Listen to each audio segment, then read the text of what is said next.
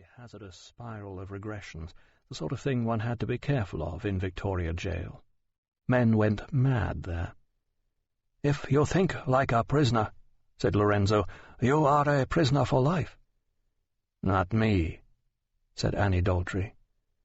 "But you are here," said the Portuguese, and it was undeniable. The loose Annie, liberty-loving, unpredictable, spontaneous, was as confined as anyone else in the prison. "Soon you'll be old, man," mocked Lorenzo. "People grow old fast here." That warning sank in. It helped explain Annie's thoughtful look.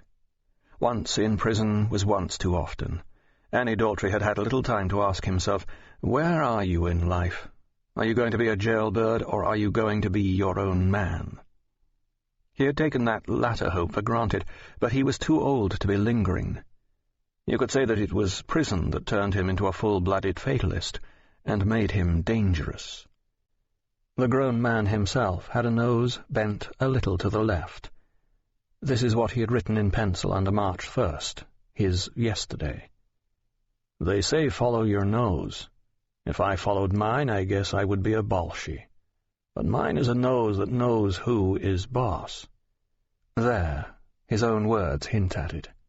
At a level above mere punnery, the nose stood upon its battered cartilage as a sort of memorial to the mockery of the name that might have graced a fair Highland woman.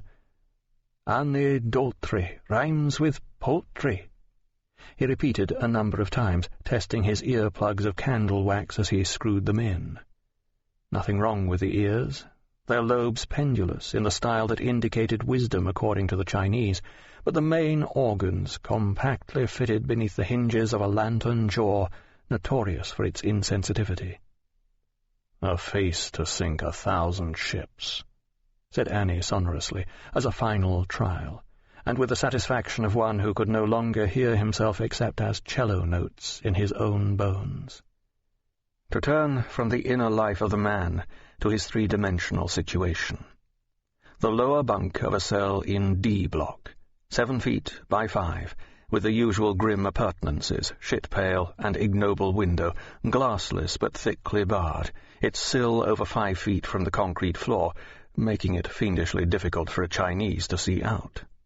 Not so hard for Annie Doultry, however, for he was a large man and terribly thick of thew. Thick-chested, thick thumbs and eyebrows, thick tendons of the wrist, and below the kneecap, and at the insertion of the hamstring, a valuable asset for a violent man a little past the years of youthful resilience, when being thrown out of bars and down companion ladders were just laughable excursions. Thick-bearded he was, too. They had tried to make him shave it off, but he had fought a moral battle with them, from barber to chief warder to the governor himself, and won it. So they had taken his hair, but left him his beard to play with. Subsequently, each hair had grown prouder, though admittedly greyer. It was an unusual grey, with the cuprite tinge that bronze develops when it takes what the imperial metal workers call the water patina. Annie had often looked at himself in his mirror, before he lost it. It was a metal mirror, not of great antiquity. It was stainless steel, with a hole to hang it from, 4 inches square and probably Pittsburgh-made for trading with Polynesian natives. The mirror was both kind and perceptive, like a rare friend. It stressed equally the deceptive youth and petulance of Doultry's mouth and the inexpressible faltering beauty of his eyes. Faltering, because they never quite looked back at themselves in that or any other mirror. The eyes were guarded because he did not wish them to expose him in any way. Beautiful by way of his mother, presumably, for his father was an ugly fellow, or perhaps just by way of contrast with the rustic ruin of the nose. His hair was not so thick, of course, and it was cropped repulsively short back and sides. This style was all the rage in the prison, for it denied living space to the poor overcrowded lice. The next thing was to get his socks in his hands in the correct manner. The heels should fit one in t'other, hand-heel in sock-heel, but the latter were giant vacuities, and the light was poor. The task had to be done. Nothing else guarded against the roaches.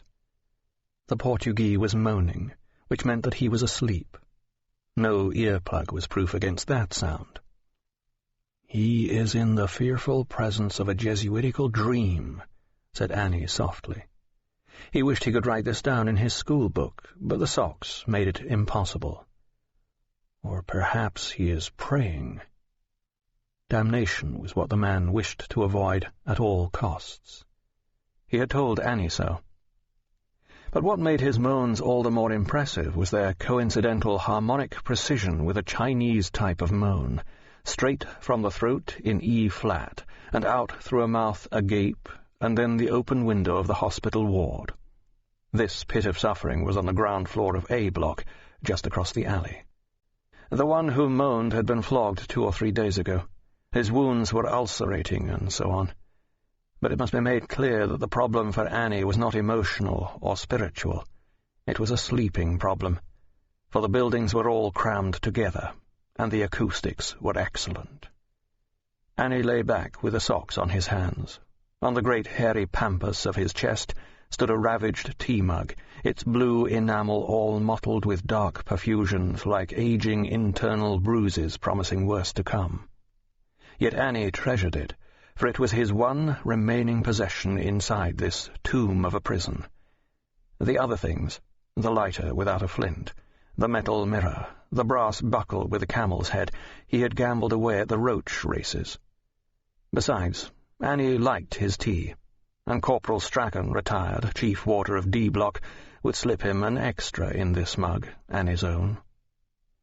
Now, however, it was empty, as an unrewarded sin. On either side of it lay his big, bunched mitts, grey as stone, manos de piedra indeed, whose knuckles were protuberant, but the fingers astonishingly delicate, considering what they had been through. No pun intended. He remained still. Around his tea-mug, his chest was decorated with dried pellets of sorghum, a sort of mealy stuff, flavoured with ginger. This was a taste much favoured by cockroaches.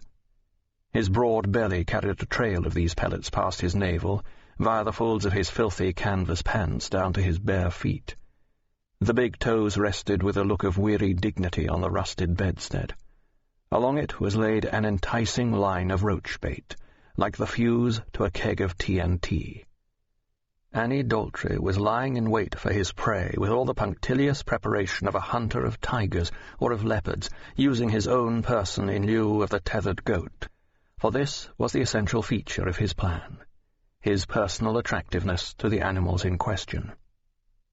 If there is one dish a Chinese roach prefers to sorghum and ginger, it is the dried skin of a whitey's feet. They would not dream of devouring the living epidermis. They were not looking for trouble, but they favoured calluses as an Epicurean rabbi does smoked herring. To hold it against them, the roaches, that is, would be rank prejudice, but the fact was that a vulnerable foot was denuded of its natural protection. Feet became little engines of sensitivity. In Annie's case it was worse, for the roaches nibbled his fingers too through the torpid watches of the night. Oh, how delicately they chomped away at the husks of his fingertips. Never did they wake him, and circumspection was their motto. No doubt the fearful size of the man gave them pause. "Do not wake him," they whispered one to another as they satisfied their desire. Hence the socks on his hands. In a mood of stillness, Annie Doultry waited. The light became dimmer, the black cloud thickening with the approaching night.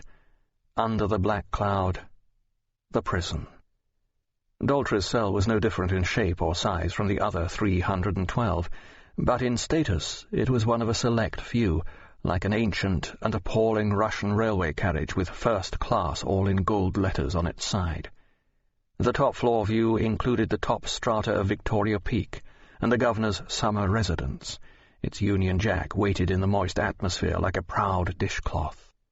The grub was better, too. Pork, twice a week, which was twice as much pork as the others got, the others being Chinese, a smaller race and less needful of meat according to colonial doctrine. And who will say they were wrong? Too much pork rots the colon's underwear and the upholstery of the beating heart. The top floor of D Block was called the E section, which need not confuse the student if he remembers that the E stood for